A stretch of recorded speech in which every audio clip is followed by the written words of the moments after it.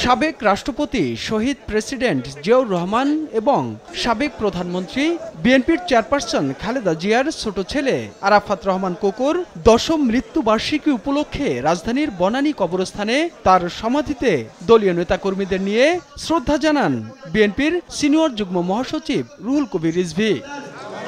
শ্রদ্ধা নিবেদন শেষে তিনি জানান যে গণতন্ত্র ও ভোটের অধিকার নিয়ে বিএনপি দীর্ঘ ১৭ বছর সংগ্রাম করেছে তা নিয়ে এখনো নতুন করে চক্রান্ত চলছে।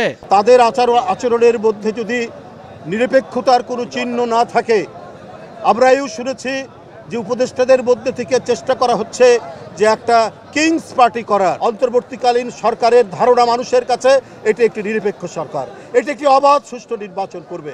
হ্যাঁ, তার আগে যতটুকু সংস্কার করা দরকার করবে, সেখানে তো বলা হচ্ছে না, কিন্তু এটা অনন্তকাল ধরে সংস্কার চলবে আর নির্বাচন হবে না, এইটা হতে পারে না। নয়াপল্টনে বিএনপির কেন্দ্রীয় কার্যালয়ে দোয়া মাহফিলে দলের স্থায়ী কমিটির সদস্য মির্জা আব্বাস অভিযোগ করেন একটি মহল ফায়দা নিতে বিএনপিকে ভিন্ন শিবিরে ঠেলে দেওয়ার চেষ্টা করছে। এমনটা হলে তার পরিণতি ভালো হবে না বলেও হুঁশিয়ারি দেন তিনি। এই দেশে অতন্ত্র প্রহরী ছিল শহীদ রাষ্ট্রপতি জিয়া রহমান, এই দেশের স্বাধীনতা অতন্ত্র প্রহরী ছিল দেশনেত্রী বেগম খালেদা জিয়া, এই দেশে অতন্ত্র প্রহরী আমার এই নেতা কর্মী ভাইরা স্বাধীনতা সার্বভৌমত্বের জন্য। অনেক দল, অনেক ব্যক্তি যারা আছে কথাবার্তা বলছেন, এমনভাবে কথাবার্তা বলছেন মনে হয় যে বিএনপি যেন আওয়ামী লীগের দোসর। বিএনপিকে যারা ভিন্ন শিবিরে ঠেলে দিয়ে ফায়দা হাসিলের চেষ্টা করছেন, এটার পরিণতি কিন্তু ভালো হবে না।